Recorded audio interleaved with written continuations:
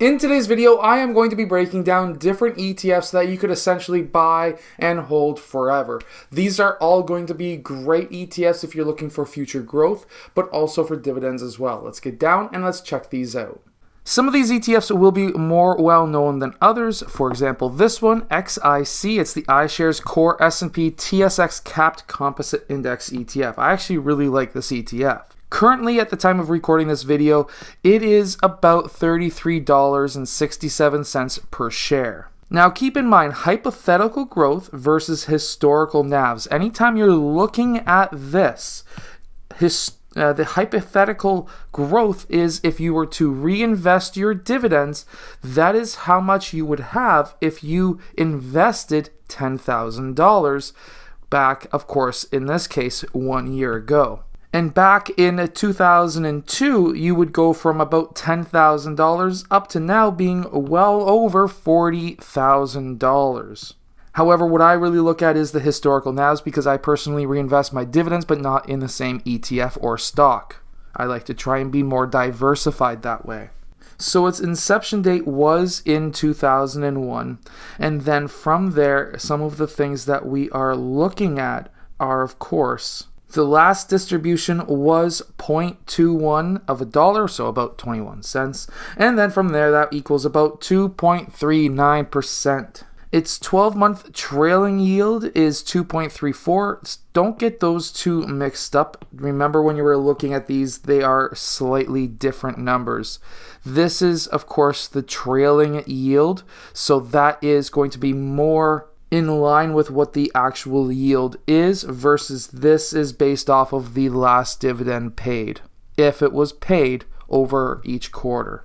It is classified as a medium risk mainly because it is a market-wide ETF.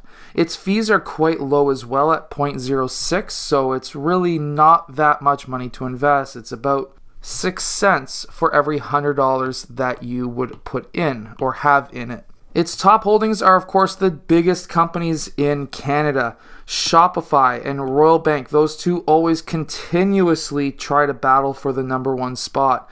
TD is another massive company. It's a bank. You're going to notice that banks pretty much cover most of the top companies in Canada. We are a banking and oil nation. And this is right here, the breakdown, what I was just basically saying. Financials and energy pretty much dominate the Canadian market. However, information technology is a growing industry and that will continue to go up.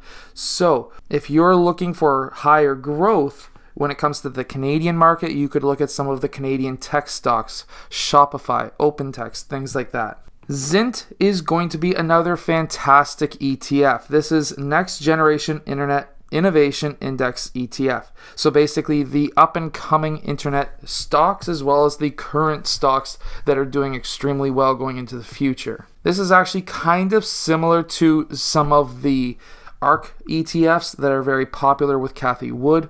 These are very popular right now. However, they have taken a little bit of a hit. This one not taking as big of a hit as the ARK ETFs, however. However, the issue with these types of ETFs is they do cost more money, so about 45 cents for every $100 that you have invested. And it's not exactly a huge market volume, so it may be hard to get in and out of it at this time. It does distribute dividends annually, but it's still too new to be able to see what kind of dividends you're going to get. Its top companies are some of the top companies in the world. We have Nvidia, which is going to be huge, especially when it comes to electric cars and even going forward with the metaverse, when it comes with Facebook, things like that.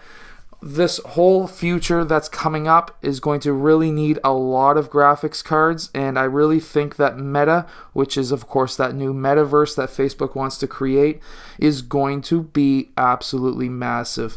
And then of course Microsoft, Apple, Amazon, they've been dominating for a long time and they're going to continue to dominate, especially Amazon. I don't think they're going to be slowing down anytime soon.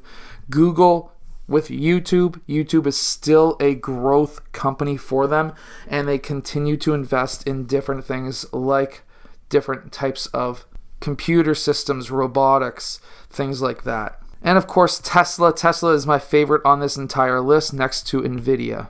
And even going down into some of the farther down, smaller holdings that they have, you're still getting fantastic companies.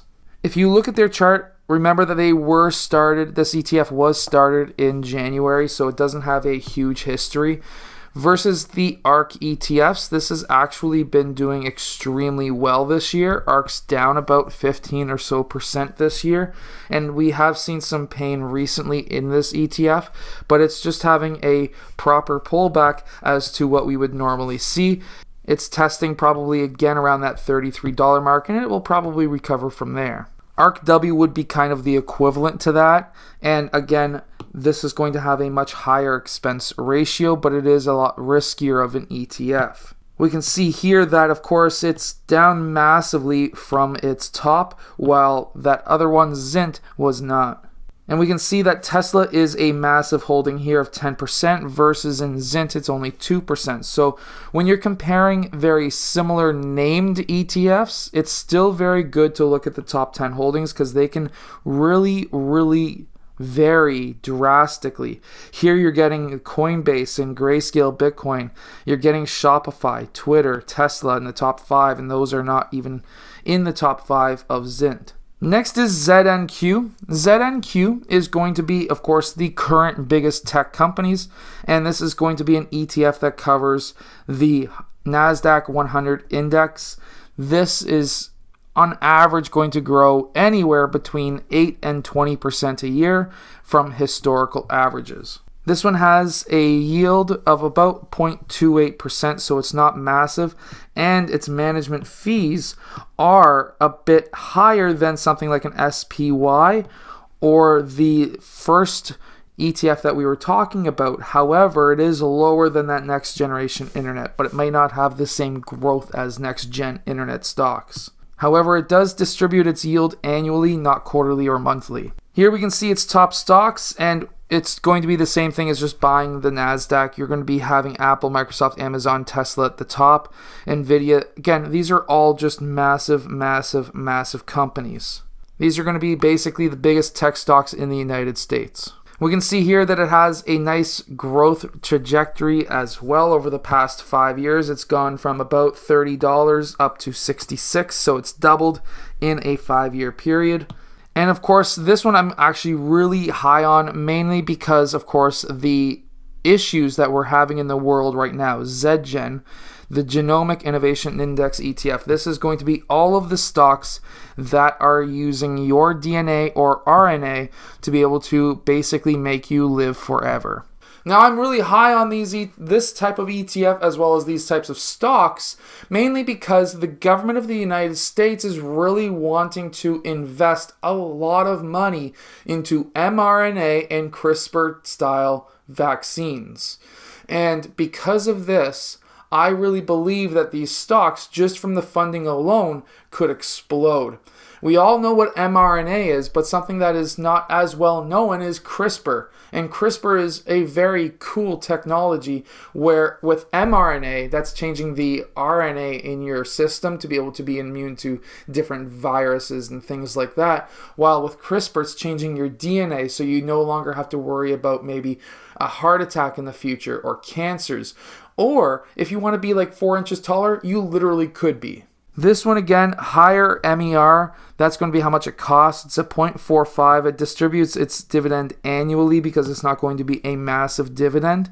Its top holdings are, of course, Moderna. These are all going to be mostly well-known companies at the top. However, there is a smaller company that is a little bit further down. And it is, of course, CRISPR, the main company behind that CRISPR technology. There's other companies on this list that use the same tech. However, CRISPR was the company that was founded by the main person that created the technology.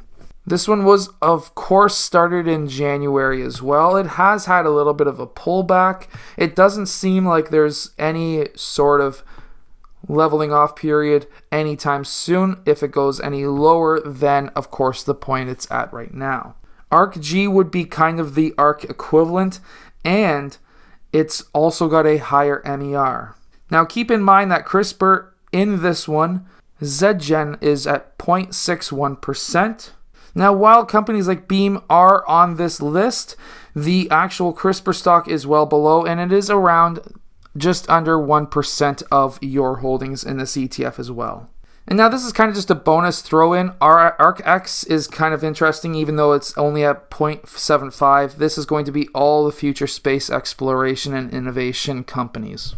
The only downfall is this one just doesn't hold SpaceX, which would have been cool if they had been able to hold it, but SpaceX is partially owned by Google, if you were wondering. Anyways, I hope that you've enjoyed today's video. If you have, hit that like button, subscribe, and I'll see you guys again next time.